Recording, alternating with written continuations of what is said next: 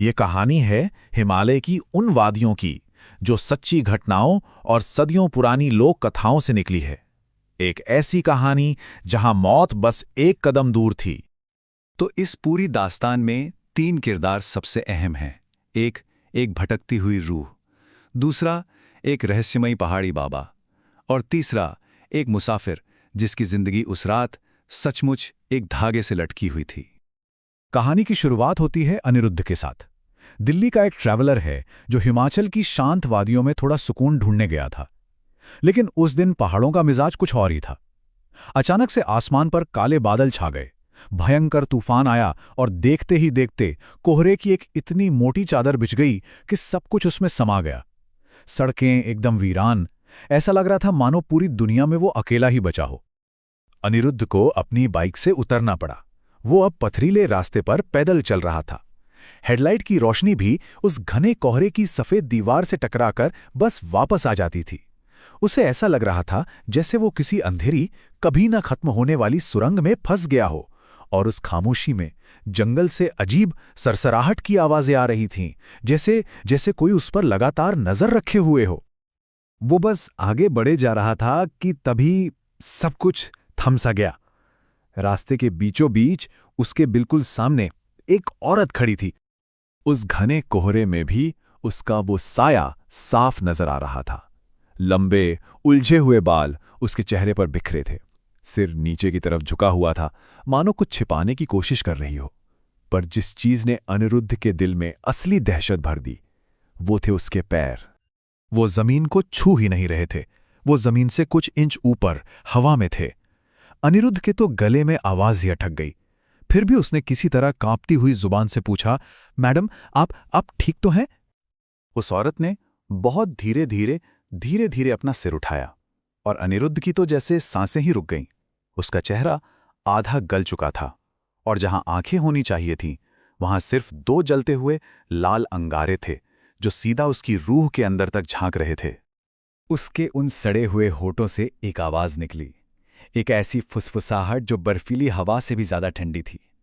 रुको, मुझे तुम्हें रास्ता दिखाना है। उन शब्दों में पता नहीं कैसी अजीब सी कशिश थी। एक ऐसा जादू कि अनिरुद्ध का अपने दिमाग पर कोई काबू ही नहीं रहा।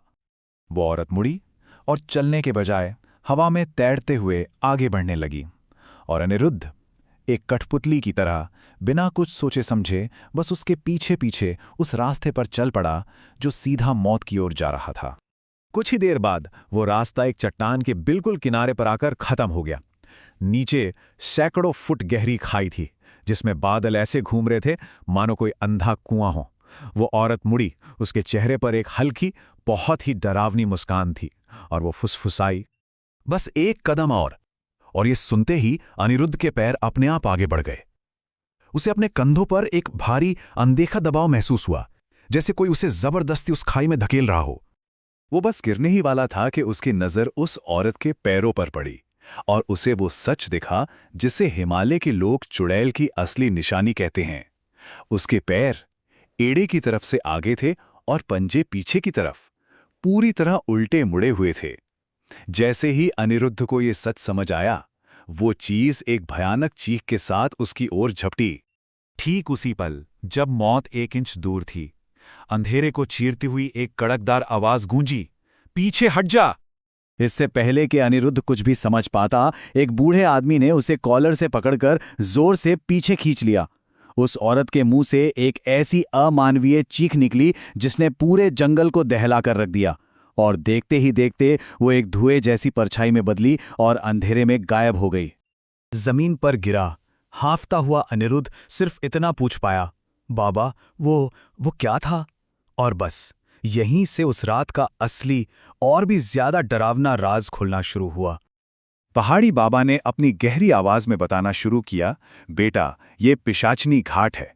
बहुत साल पहले कुछ डाकुओं ने एक औरत को मारकर इसी खाई में फेंक दिया था। आज भी उसकी अतृप्त आत्मा यहां भटकती है। फिर बाबा ने एक और भी चौंकाने वाली बात बताई। बोले, वो आत्मा हर किसी को नहीं दिखती।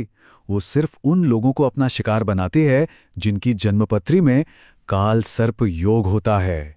एक ऐसा योग जो इंसान को बार बार मौत के मुंह तक ले जाता है। ये सुनते ही अनिरुद्ध की रीढ़ में एक सिहरन दौड़ गई। बाबा अनिरुद्ध को पास ही बनी अपनी छोटी सी झोपड़ी में ले गए। झोपड़ी की दीवारों पर संस्कृत में अजीब अजीब से मंत्र लिखे हुए थे। बाबा ने कहा, बेटा खतरा अभी टला नहीं है, वो वापस आएगी। फिर बाबा ने उसे सबसे डरावनी सच्चाई बताई। बोले, जब कोई उसकी आवाज सुनकर उसके पीछे चल देता है तो उसकी आधी आत्मा उस पिशाचिनी की हो जाती है और फिर वो उसे पूरी जिंदगी ढूंढती है अपने साथ ले जाने के लिए।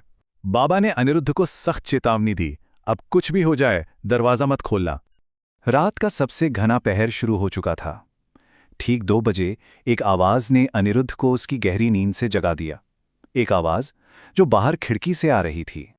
टक टक टक टक। आवाज इतनी साफ थी जैसे कोई अपने लंबे नाखूनों से खिड़की के लकड़ी के फ्रेम को खरोच रहा हो। और फिर बाहर से वही सर्द ठंडी फुसफुसाहट सुनाई दी। दरवाजा खोलो, मुझे तुम्हें रास्ता दिखाना है। बाबा तुरंत उठे, हाथ में एक पुराना सा दिया लिया और खिड़की के पास जाकर जोर जोर से मंत्रों का जाप करने लगे। बाहर से एक दिल दहला देने वाली चीख उभरी और फिर गहरी मौत जैसी खामोशी छा गई। सुबह होते ही अनिरुद्ध वहां से निकल पड़ा, लेकिन जाते जाते वो एक आखिरी बार उस खाई के पास रुका। वहां देवदार के एक पुराने पेड़ पर उसकी नजर पड़ी।